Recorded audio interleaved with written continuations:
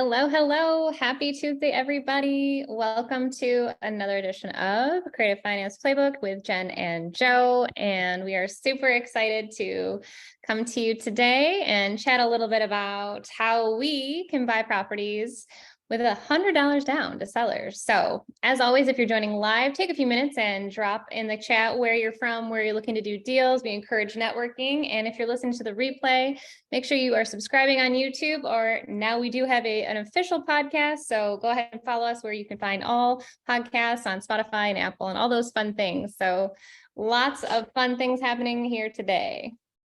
And you know what? It's almost like impossible. Like, do you really buy houses with only $100 down? Is that even like a thing? And I know that they see like, us talking about it, but let's actually talk about it. What do you think? We'll talk about it because we've done it. That's the point. I like it. So what we're going to dive into today, guys, is really the process. And it's so interesting. I was just getting off the phone with one of my friends who's an investor locally in the Tampa area about a deal that we're JVing on. We're helping out a seller together, and it's a really, really cool story. So we went to a local mastermind in Tampa, met a lot of great people, got to network, probably 60, 70, 80 people there. It was pretty awesome. And by becoming friends with these folks, we share social media. And one of our friends put on his social media that he has a deal that not able to make, can't win them all. She owes a little bit too much on her property. Love to make it work. So Jen, being as crafty as she is, reaches out and says, "Hey, have you offered this seller terms? This might work in this situation." He says, "I didn't think about that. Let's get on a call." So we get on a call with the seller, and Tiffany's her name. She's a great lady. She's just in a jam right now. So she owns this 3-unit in Baltimore, Maryland. So she just bought it recently. And by mean recently, I think it was like in the last year and a half, maybe. It wasn't too long ago. And she says, "Well, here's what happened. I bought this 3-unit and 2 of them are already rented. One's not. The bottom one needs to get renovated, but it just needs really some carpet, some flooring, because we got the pictures. She doesn't have the money to do it. Unfortunately, Tiffany lost her job. So her payment with taxes and insurance is about $1,900 to the bank. Her interest rate's like 2-something%. It's super low. She's collecting $2,800 a month on 2 of the units. And boy, if she could get that bottom unit rented, she would have collected close to $4,000 a month. So she's looking at making about $2,000 a month on that deal. Unfortunately, the hard part for Tiffany was she lost her job. So she was collecting the rent, but wasn't making the payment on the mortgage. She was pocketing the money to pay expenses. So now she's in a jam. So she owes about $320 on the property and says, I really want $350 for it, which is probably worth $350. Maybe a little bit less because the bottom unit's not rented and it's not renovated completely. So she might get $320, $330, right? And if she lists it with a realtor, takes out 6% commission or 5% plus closing costs, Tiffany's in a situation where she would have to write a check to say goodbye to this property. So she reached out to investors who, are able to pay cash. And when she got to the cash buyers, they were all offering her $200,000 to $250,000, $220 for the property. And it wasn't making those numbers work either, because why? Tiffany owes $320 on the house in the 3-unit. So unit number 1, nice shape, currently rented. Unit number 2, nice shape, currently rented. Unit number 3 needs carpet and paint. So how do we help Tiffany out in that situation? So what we're doing is we're buying that property with no money down. So I broke the rules already, Jen. I know this is about $100 down, but we're doing this with no money down. So I guess I lied, right? No, I'm just kidding. Either way, but on this deal, what we're going to do is she's about $16,000 to $18,000 in back payments. We have to pay closing costs, which will probably be another $3,000 or $4,000 on that property. So for all in on there, plus your insurance policy, you're going to be in the mid-20s on that deal.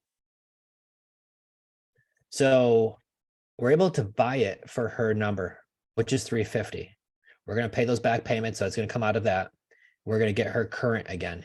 We're going to take over that ridiculously low payment of $1,900 a month at a 2% interest rate. We're going to take over that payment, and we're going to get that bottom unit renovated just by adding the carpet and paint, rent that for the $1,200 a month that we'll get for it. Now you're collecting $4,000 a month of income while only having to pay out $1,900. Now you can spend that 8% or even 10% on management. You could save that, and you should save that 8 to 10% for your capital expenses, right? When it needs a roof or windows or update a kitchen or bathroom or whatever. But after you stack all that money aside, guys, it's still a cash on cash return of over 30%. So when you're looking at, I have to come out of pocket with on that deal for the renovations, insurance, and all this could be $30,000. But yeah, I'm generating, after all expenses, $1,200 a month by the time I take out management and my expenses, even $1,000 a month. Once you start adding all of that up to 12 months out of the year, your cash on cash is phenomenal. So this is the way that we're able to put deals together. And I'm just going over a situation I just got off the phone with. So that's a no money down deal. So, we're able to make it win for the seller. She's thrilled because not only this is when we buy the house and we get that $16,000, $17,000, $18,000 and we get her mortgage current. If you know what your credit score happens, she was obviously good enough credit to qualify for a 2-something% interest rate a year and a half ago. So her credit must have been pretty darn good then, right? So here's the challenge. Now it's taken a big hit by being so far behind.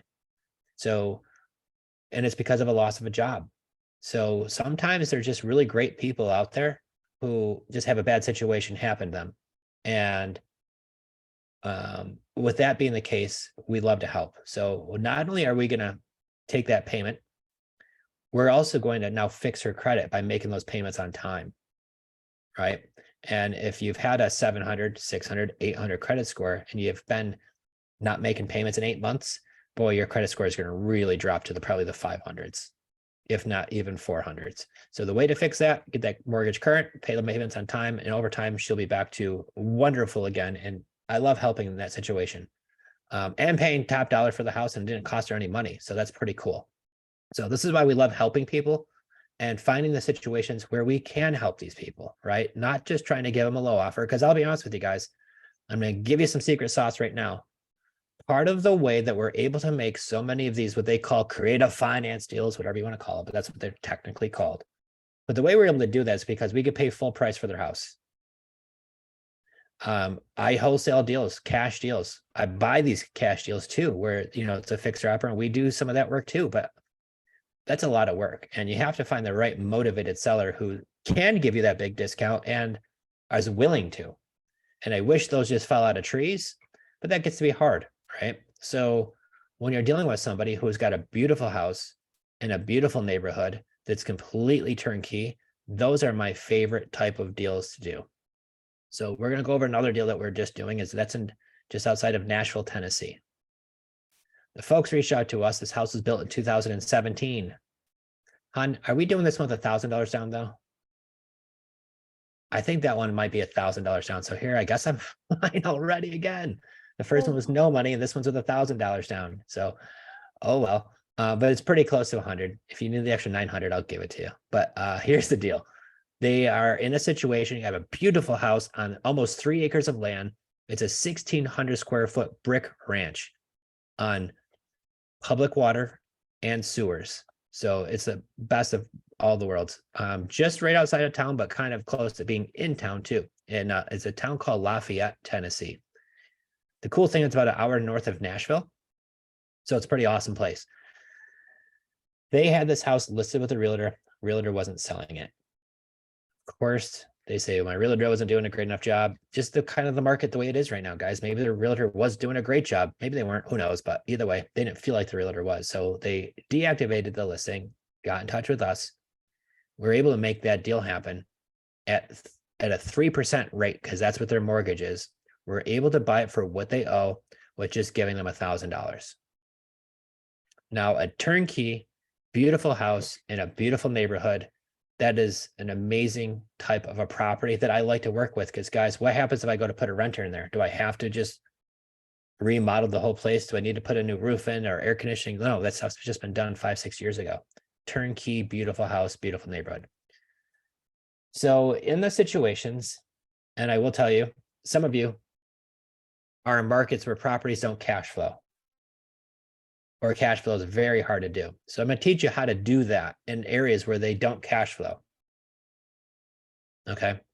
And it's going to really be based on a few factors. Number one, if it's a free and clear property, guys, you can negotiate the whole entire deal. You can negotiate the interest rate, the term length. You could negotiate interest only payments. I'm not going to go too far deep into that now. I don't want to lose anybody and be like, what is he even talking about? But there's different ways. You could just flat negotiate what the payment is. Hey, Jen, I'm going to buy your house and I'm going to give you $300 a month towards what I owe you every month. And on top of that, I'll pay the tax and insurance. Jen says, yeah, okay, there we go. What did I just do? I negotiated a $300 payment at 0% mortgage. You can't do that with Wells Fargo. So it's a little tricky. You can't do that with Chase Bank. So that's why I love free and clear properties. So that's one good thing to look for. So if I have a free and clear property and it needs a lot of work, that's just another offer I can make is I'll buy your free and clear property at rock bottom price and with seller financing. So if you're going to flip it, that's the best way to flip it. You're not paying for the whole house. But a lot of times we're finding these beautiful turnkey places that don't need much work at all, maybe a little bit of paint, but usually they're pretty close to turnkey. And that's the formula there. Now, if they owe money on a property and they have a payment, here's where the trick's going to come in. Tiffany, she bought her property a year and a half ago when interest rates were in the 2s. So when I'm going to take over a deal where they have a mortgage in place, a lot of these people do, they have a mortgage, and many of you know, but maybe some of you don't know, that on a free and clear property, you could dictate the terms. But did you know on a property that has a mortgage on it, you could buy that property, the deed will transfer over to you, but that mortgage still stays in the seller's name. And the benefit of that is you still take advantage of that low interest rate too, without having to go through all the bank qualification paperwork. That's what everybody talks about, buying on wrap mortgages or sub 2 or whatever you want to call it, but that's what that does. But if I find a deal where somebody bought it maybe a year, 2 years ago, 3 years ago, and the interest rate is 2-3%, odds are those are going to be the deals you're going to cash flow on. Because when I look at the prices of houses now at what today's interest rates are, boy, that really makes it tough to cash flow. And all the reports are saying that in most areas, it's cheaper to rent than it is to buy right now. Right? Think about that. It's cheaper to rent than it is to buy. When's that ever been the case? It is right now in many cities, right? Many places across the country. Because why? Interest rates are a little high.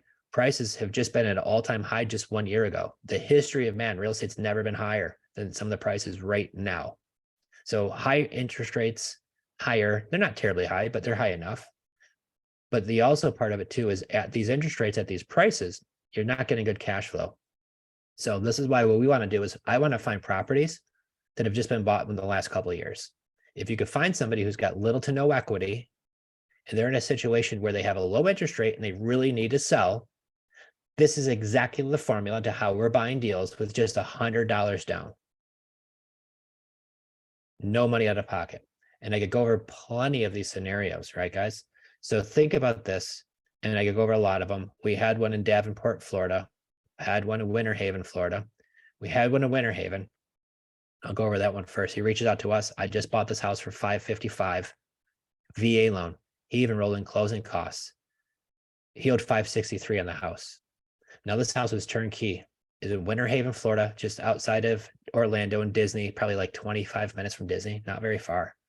House is a 3,000 square foot house with a pool. We should have lived in that house if it was closer to the beach, babe, just thinking about it. It's a 5-bedroom.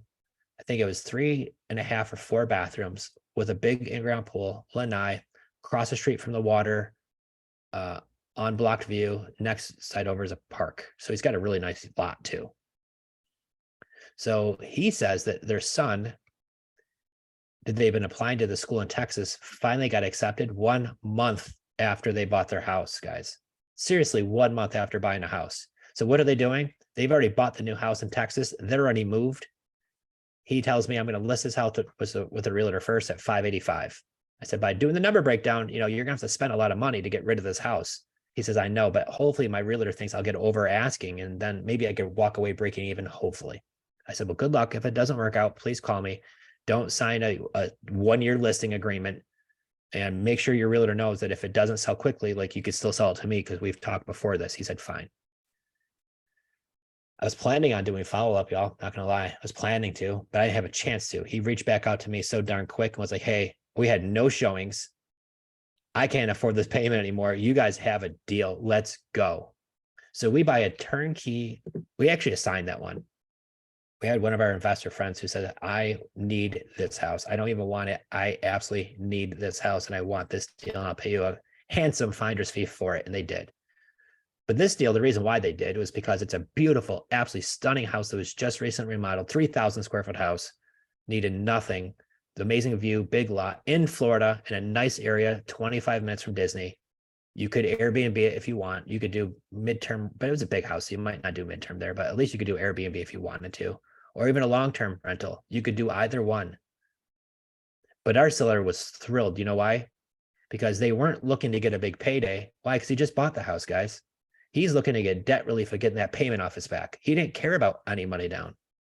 And when I talk about those situations, I'm like, hey, I typically buy with no money down. He's like, yeah, I care. I don't care about that. Whatever. So here's the point. When you're talking with a motivated seller, and this is where I try to really make sure that I'm doing, if I'm going to spend my time, I want to talk to motivated sellers. I don't want to push string up a hill. Right, babe? And that's the worst, is when you're dealing with unmotivated sellers. So one of the things that we always do is we do a lot of marketing in masses, guys. We get a lot of incoming leads. They're sitting right in Facebook groups all around the country. Lindsay is in the house. She is on our team. We were going over it yesterday about how to get more incoming leads than you could handle in a day for free. Now, I spend money on incoming marketing too, because we want a lot of leads coming in, but you could get more leads than you could handle. Did you try that yet, Lindsay? You give me a thumbs up or thumbs down. Okay, how's it working? Thumbs up or thumbs down? You want to chop in real quick? You able to get on your mic? She's like, oh man, I didn't know he's going to put me on the spot. Yeah, I started adding myself to a lot of groups and posting in them. My biggest challenge is I have to weed through all the people that aren't, hot leads, I guess. Yeah. But I'm starting to get some feedback, so it's good. Good. That's what's apart. You're weeding out the time wasters and find the folks who actually have a house to sell, and not just the people in the group like, oh, whatever, right? But exactly. You'll have some of those. But here's the point, what I love about it, because when you're doing marketing, guys, it's 25, 50, 100, 200, 300, 400 bucks per lead that comes in sometimes, depending what your marketing is like.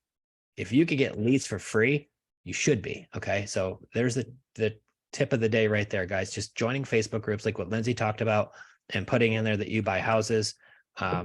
It's something super simple, and you'll have people who will reach out to you with off-market properties. Some are on market and they're just frustrated because they're not selling either. But this is a way to get leads, guys. Coming to you for free, get these leads, ask them the right questions, and then get them over to looking at it and making a deal. Because here's the next part I'm going to tell you. And if you've done deals before, my buddy Steve is in the house. Steve has done over 200 deals. And every time he does a deal, I always clap because he holds up a sign saying what number he's on. And my buddy up in Chicago is kicking butt, y'all. But so the neat thing about it, and I'm sure Steve will agree, because of doing 200 deals, is speed to lead and time is of the essence, guys. If you have a hot lead, a hot prospect, getting to that lead in 2 weeks from now or next week, or I'll get to it tomorrow, somebody like myself or Steve or somebody else or Cody already got to that lead, guys. If that's the case, we already got to it. So speed to lead is very important to where you're going to find somebody who's in the state of mind. And think about it. It's going to be, I'm going to go a little bit deep real quick, but if somebody hit get quote, or I want to talk to you about selling my house, when do they want to sell? Give me a tip right when they hit that now. And we're in a world of instant gratification. Like if my kids, if they order something on Amazon and that's not here by like tomorrow, they're like, what happened? Right? We're used to getting what we want now. So if somebody reaches out to you for a property that they want to sell, they want to talk to you right now, not tomorrow, not 2 more days, not next week. If you say this stuff doesn't work, I'll ask you and I'll probably challenge that you're not getting enough leads or you're not getting to leads fast enough. So what you want to do is make sure when you're talking with these folks, you're able to get to them, ask them the questions of why do you want to sell? Like, why don't you just keep the house? And really get them to open up to you and if really tell you what's going on. Not, I just want to get top price. But like what Lindsay said a minute ago, you'll have to weed those folks out. So now we're going to go back to our topic today.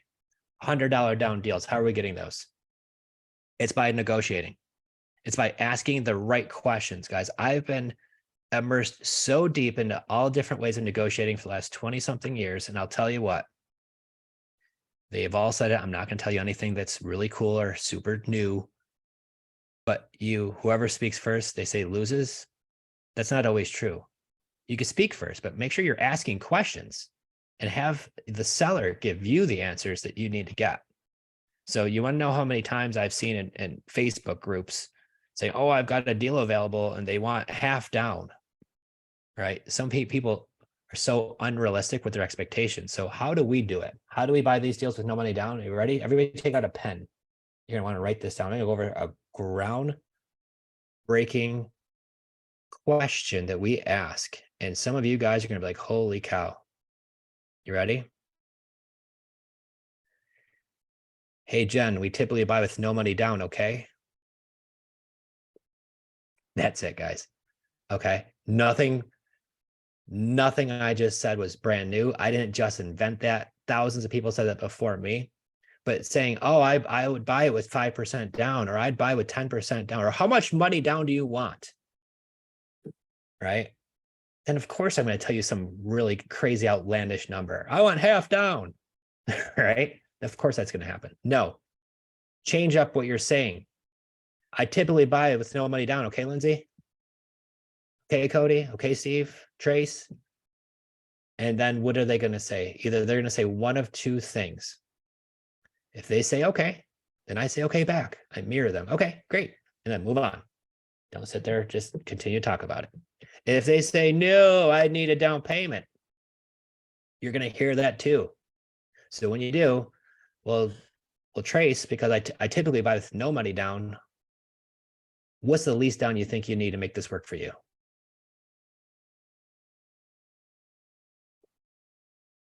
There you go. Just ask two questions, y'all. All you need to do is just ask those two questions. Your whole real estate game will change. You're not making offers. You're asking questions, and I'm having the seller present me the offer. If somebody says, I need $30,000 down, well, I typically have no money down. So how close to, that can you get? Can you do 10? We've moved people from wanting $80,000 down to making a deal at 10 grand, guys. I need 80 grand down. So if they tell you that, don't get worried. Don't get scared. It's a negotiation, but you got to ask the right question. So, hey, well, if I typically buy with no money down, how close to that can you get? That's another one. I just gave you like 3 good things to say. I hope you write those stuff down. Some of you might already know this stuff, but for some of you that don't, this stuff is literally gold right now. So this is how we get them to zero money down. So the topic of today is how we do it with $100 down. Well, you got to give them a deposit to solidify your deal. So I usually do that with $100. Some of you could do it with $10. I like just breaking out a straight Pinsky, giving that $100 bill if I can, if we're sitting face to face. If not, I could just Venmo them the $100. So if that deal goes backwards for any crazy reason, what are you out? $100. Worst case scenario. I love that. Now, when you buy the deal and you close on it, you're going to have closing costs. So how do I buy these properties without me walking through it? I'll tell you, usually they're just bought a couple of years ago.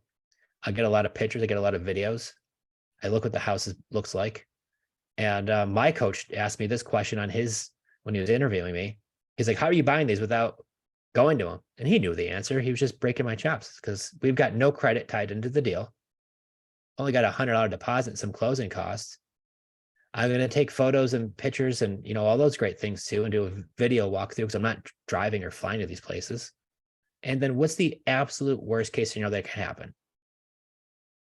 If I had to deed the property back to the seller because there's a fire breathing dragon in the basement, I lost my closing costs and my $100 down. I'm going to go over worst case scenario. Okay. That's what I like about it. So if they didn't tell you something, and this happens, guys, this happens. They always say buyers are liars and sellers are even worse, but whatever. You got to make sure you do your due diligence, even if you're buying it remotely. But when we talk to sellers, here's your keys. You're going to want to reach out to motivated sellers, reach out to everybody, because you can never cherry pick. Assume everybody has a house that they want to sell it. and give everybody a clean blank slate. If somebody says I owe nothing on my house and I want 800,000 for it and it's worth that much money, don't assume they need all of that cash. I know you're going to be tempted to. You're going to second guess yourself and say, why would they do this? Stop asking yourself those questions and just ask them the questions. Right? And that's really the key, because I will tell you, if you put your head to what you would do in everybody else's head, it's not going to be the same thing, guys. So you got to definitely make sure that you want to ask the standard questions to everybody every single time. And the ones that say yes, they will go through there. So those are your tips and tricks for today. So we got some questions coming in. We sure do. They're kind of all over the place. Okay. I'm going to start the first one then. It is asking from Mario. He lives in Canada. I'd like to know how to pick a virtual market to do terms deals in the US. Any suggestions? Yes. So picking a territory is really important. So we always say, usually you're better off picking like in your own backyard in the beginning. But if you want to get into the US, you're in Canada, it won't work for you here. So what I'm going to look for are where are houses where they have, if you're going to be a landlord or do what we love, rent to own, the few things that I look for are what states are very tenant friendly versus landlord friendly. There are some states like California or New York where, oh boy, if you had an eviction, good luck. It's going to take a long time. And then there are some places like Alabama. My goodness, you call the sheriff's department, they're so upset, they go down there with a shotgun. Not really, but you know what I mean? Like there are some places where they'll be really quick at getting them out. So I really want to buy properties that I'm going to keep in areas that that's going to happen where I have good landlord policies there by the state. Number two is in an area where it gets a lot of natural disasters and insurance is really high. Hello, I live in Florida. There's hurricanes, there's tornadoes, there's all types of floods and stuff that goes on here. Insurance is really high, right? So maybe that keeps you up at night knowing that could happen. Some parts of the country, you don't have to deal with as much. So you might want to think about that. You also want to look for places that are growing. So you have a lot of people always flocking to the Carolinas. You get a lot of people, Texas is usually pretty hot. Tennessee, these are some things that where I look for ourselves, but to be quite honest with you, some of the best places I found are even like Pennsylvania, Ohio, the Midwest. Those are great markets if you're looking for cash flow. If you're buying on appreciation, that's going to be a different market. So you really want to tie it into what you're looking for, but I will give you a good clue for what I like. And I'm going to go over some case studies of what we do. We found deals and even like give an example, Pennsylvania, the middle of Pennsylvania, where we're able to buy properties for that cost under $100,000. That when I'm finding these folks where they don't appreciate a whole lot, but they cash flow $300, $400, $500, $600 a month on an $80,000 house that cost me a couple grand to buy in just closing costs. So if I'm going to make $300 or $400 a month on a property in Tampa, that's tough to do, boy, because a lot of these, and you got to pay a high closing cost, and that property costs you $800,000 to make $300 a month. Versus me buying a $75,000 property in Erie, Pennsylvania, that cost me not much in closing costs, and I'm making $500-$600 a month on that property. And I will be honest with you too, you'll find some just good, darn hardworking people who just are looking for a nice house, and a house that's $100,000 is affordable. The big dilemma in Florida, California, is these houses just cost so much money. If you work at a normal job, like nobody could afford to live here unless you have 5 jobs. It makes it tough for folks, right? So what are the areas where people maybe want to get out of the big cities and get into that affordable living where it's a good community, good schools? So schools are a big one for families. So places that have good school ratings, it's another great area, because even if markets go up or down, people are still going to have families in areas where they've got great schools. So that's one of my favorite things to look for too. Great question. Absolutely. So someone had said they're looking to get into this with no credit and no capital. Booyah, go get it.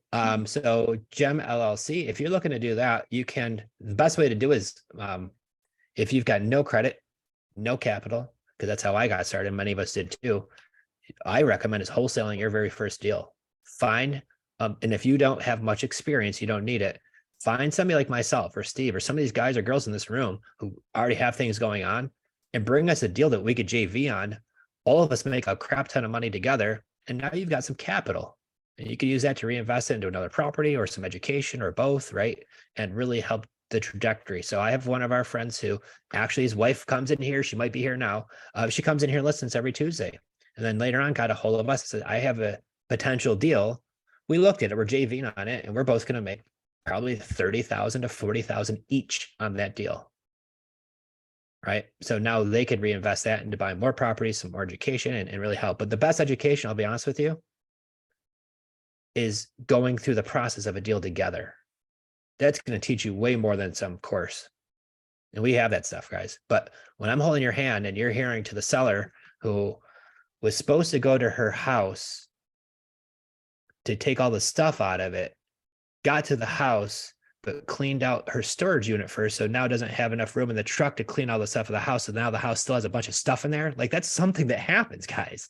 And now I'm having him learn what that process is like of dealing with sellers in situations, because you think out you clear out the house first, but hey, you know, whatever. So these are the best lessons you're going to learn is by actually doing. Bring us a lead, bring us a deal. We'll JV on it together, make a bunch of money together, and you'll learn a heck of a lot then and then grow from there. And we'd love to help. And guys, I want to drop it real quick, just real quick. And I'm not using this for doing that, but guys, we're starting a really small private case study that we're going to start next week. Now, I know some of you are already in it that we're starting, but if any of you, this isn't one-on-one coaching because we had tremendous success with our one-on-one. Now what we're doing is we're doing a small case study where we're going to use you guys for the next 8 weeks, and we're going to help dive everything in your business. We're going to be working super close with you guys. And with this case study, we're going to give you all of the information that we're doing. And what we need you to do is report back to us on your findings. And we're going to meet every week in a small group on a Zoom for 8 weeks to do that, guys. And I am making this so stupid affordable. It's crazy. So if anybody's interested in learning more about that, send me a message or Jenn a message, and we could get on a 20-minute call to talk about it. But it's literally starting next week. So if anybody's interested, I only have like 1 or 2 spots left. I don't want this thing to be out of control because I know once we do, holy cow. So we've had great success, but I want to share that with you guys too. If anybody's interested, just let me know. So next question, does your contract have to have a clause that says you can deed it back to them if something is wrong with the house? So Blaine, that's a great question. We have this property into what's called a land trust.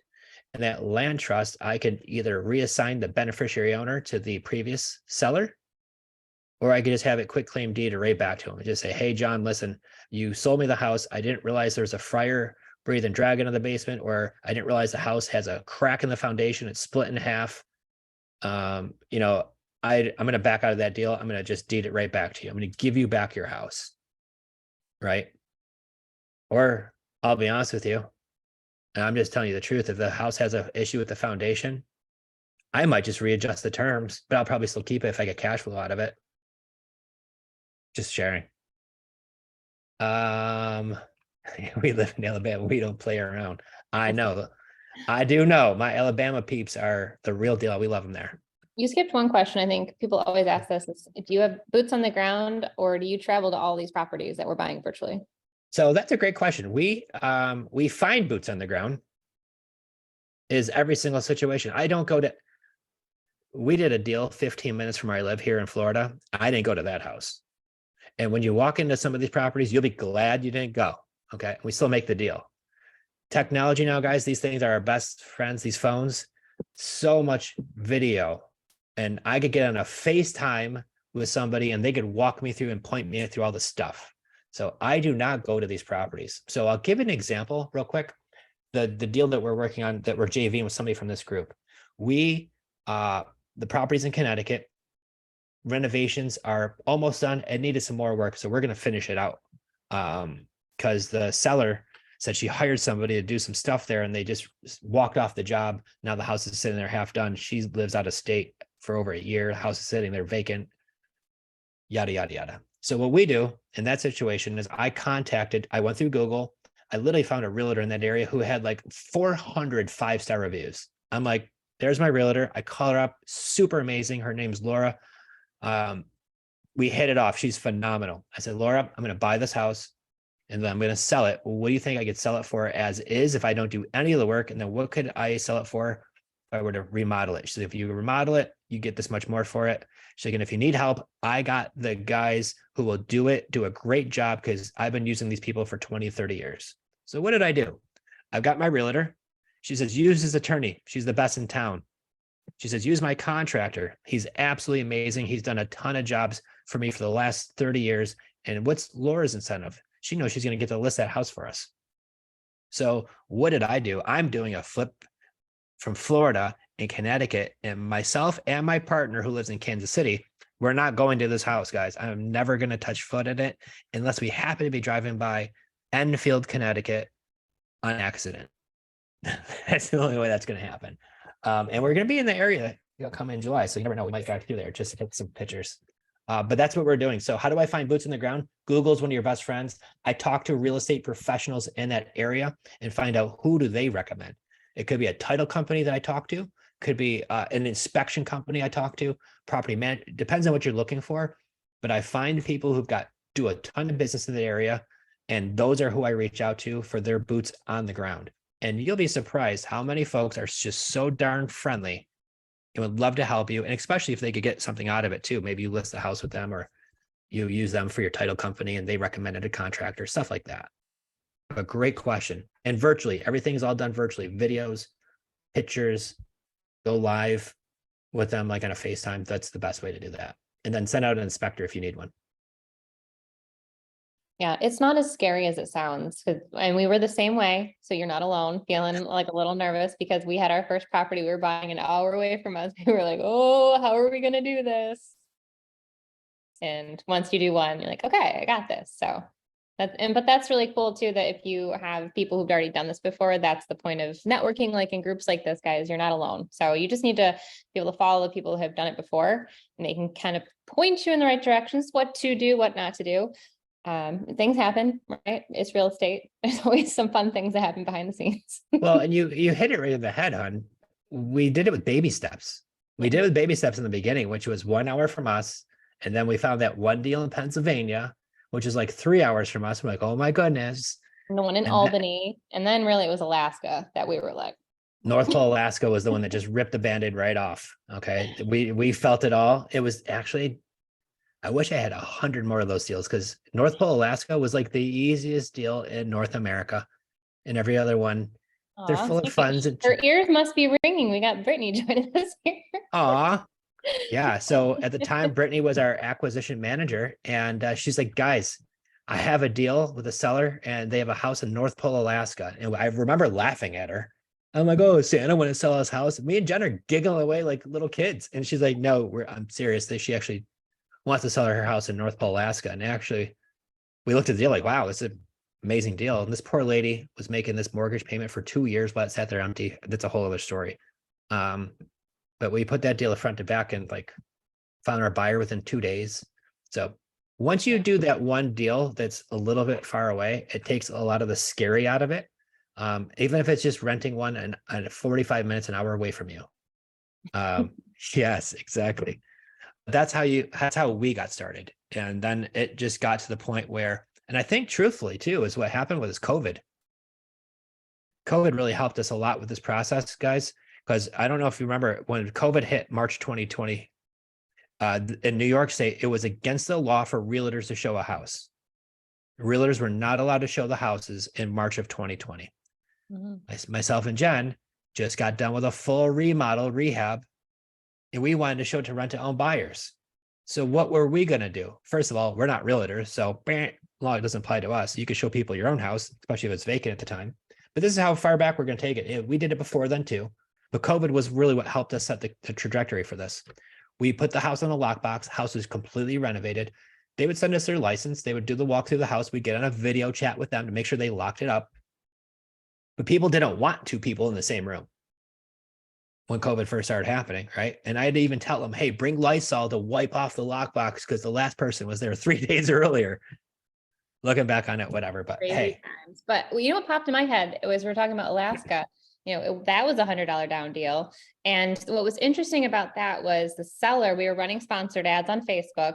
but the seller lived in North Carolina. So that we were running them in that state. So she saw that in North Carolina, but she had a property in Alaska. So there's a couple lessons there to learn, but one lesson is don't just throw the lead away. If it is in an area that maybe you don't normally buy in, maybe that's something where you do take it to somebody who has a little more experience, like Joe was referencing earlier, because we were a little hesitant. We're like, well, we'll try it. And then like Joe said, lo and behold, it was a really simple deal to be able to wholesale. And we even got it on terms, but it also worked out for cash. So don't negate, just because it's an area you're not familiar with, just really find some people that might be able to help you. Spot on. So once you find these kind of deals, guys, you will find your buyers if they're a good deal. And our seller was thrilled with us. Our buyer bought it. He was already doing a bunch in that area, and everybody was really happy. So and this poor lady was making like a $1,200 mortgage payment for 2 years. Yeah. While the house was sitting there vacant. She couldn't afford it. So happy to help. Okay, cool. I see we got a bunch more people interested in the case study. Awesome. Send me that phone message. is blowing up. Go ahead and text me. I'll set you up. We'll get you some more information on this small group. We were really pumped for this. We haven't done anything like this before. So like Joe said, this case study is really going to be amazing. And that's Jen's direct cell phone, guys. That's going to her phone, not going to some VA or anything like No that. VA, no assistant, it's me. You're getting her. So yeah, let's definitely, if anybody's interested, please let us know, because it's starting literally next week. So we're going to put you all to work so we could get you guys buying some real estate and tell us how this is working for you. So it's gonna be really important. I'm excited to get started on that. Yep. So cool. And if you come across a deal that you think might be a good term sale, don't hesitate. Even if you're not sure, reach out. Let's see if we can make something work. If not, no harm, no foul. But if so, hey. Yeah, exactly. So where can they submit those deals, hon? You go right to our website, creativefinanceplaybook.com. There is a submit your deal JV partner form. You just want to give us as much information as possible. Typically the address and all the things that you've already gotten so far and what makes it a creative deal. Why would it not work for wholesale? Or, even if you think it's a wholesale deal and you don't know how to do that, we could also help with that, but we do specialize in creative financing, which means you don't have to go to banks. You don't need to use your own credit. And, I did see a question here. How do we know what acquisition strategy? That's why we call it the playbook, because it really depends on the deal and the numbers and really figuring out what works best for all parties, especially the seller. But also, if you need no money in the deal, check out when we talked about lease options where you need $0 to get into real estate. And that's really the key. We share all this stuff of what we're doing. So the deal tells you the route to take almost. It's kind of strange when I say it like that, but when we ask those questions, the seller kind of guides us down that line for us. We've worked really, really hard on making that work and asking the questions the right way, because and I'm not gonna lie, and I'll finish here, but my old coach, when he first taught me how to do this, and I would have to ask people like, what do you owe on your mortgage? And they'd be like, why am I going to tell you that? And it was really hard. It was a super big challenge. And it gets a scary question. I know when I was having to ask that question, like it's scary to ask people that question. But then we realized that if you ask somebody a series of questions and they get used to answering the easiest questions in the beginning, and then they get a little bit more in depth, they're in that pattern, guys. And it's called patterning, where you're going to be asked a question like playing tennis, right? Imagine you're just playing a match of tennis and you hit the ball, they hit it back to you, and it goes back and forth. Once you start doing those soft, easy serves, and you see they can handle it, and you start hitting a little harder. And I'm not even a tennis guy, but I'm giving you this analogy, okay? Where are you going with it? But this is the point. You're getting them in that rhythm of asking questions. When I get to the mortgage question now, they're like, oh, I owe 195. It's not a fight anymore. They're not, well, why am I going to tell you that? I don't want to tell you. We get the mortgage information over 90% of the time of what they owe on their house. Over 90%. We've been tracking that. So if you're asking somebody, what do they owe on their house, and you're scared to ask, just make sure we put it in the right sequence, and we dive deep in that stuff too, guys. So I just want to make sure we give you that information. How do you buy with no money down? You tell them, I typically buy with no money down. Okay? And it's not what you say, it's also how you say it. So if I say, hey, Jen, hey, Steve, I typically buy with no money down. Okay, Cody? They're going to be like, no, They could sense the fear in your voice. So practice, look at yourself in the mirror, give yourself a couple of these little slaps, right? and say, I typically buy with no money down. Okay. And when they say, okay, then you say, okay, great. Now, and then you keep moving along, guys. And just by that little sentence right there, I promise you, if you implement that into your business and use that as your strategy, you will make more deals than you can imagine at no money down, rather than offering them some crazy high number or letting them tell you where they need to be. And that's going to be the key to helping you get these no money down deals, just like we do. And many of you do too. But this has been one of the best things that we've been doing. And you can be brand new at this. I love her to death. She's outside right now. I'm watching her talk on the phone.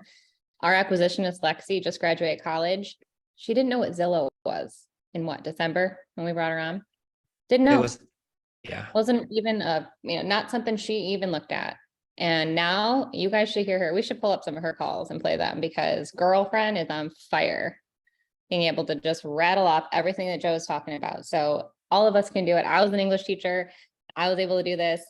Joe, coming from the car business, maybe had a little leg up talking to people a little bit more like this, but he listened and he was coachable, teachable, and now he can teach and coach all of us. Mm-hmm. And the one thing I will tell you too, guys, when you are negotiating with a seller, do it on the phone. Yeah. Weed out all the people who are like, no, I want to just get, I need all the cash and I need it now because I need that money to buy my next house and I need all of it. And there's no way I could do terms. Okay, great. I get it. I might probably not talk to them on the phone. I might just say hi, be nice, but then make that a 5-minute phone call. But when somebody's like, hey, how much of a down payment would you give me? Stop what you're doing, pick up that phone and say, hey, I just want to introduce myself. We're texting. My name is Joe. I'm definitely interested in buying your house. I know you had a question. Let's talk about it. You see here, the price is this. We've already discussed. When it comes to down payment, Ron, I typically buy with no money down. Okay. Yeah, that's fine. Or no, well, I need a down payment for my next house. All right. Well, because I typically buy with no money down, what's the least you think you need to make that work for you? I need $20,000 to buy my next house. Is that all for your next house? Well, I want to get a new, 4-wheeler too. Right. Then you find out, well, do you need all of that 30 grand or can you get away with like 5? Right. And you'd be surprised how many I could get 10.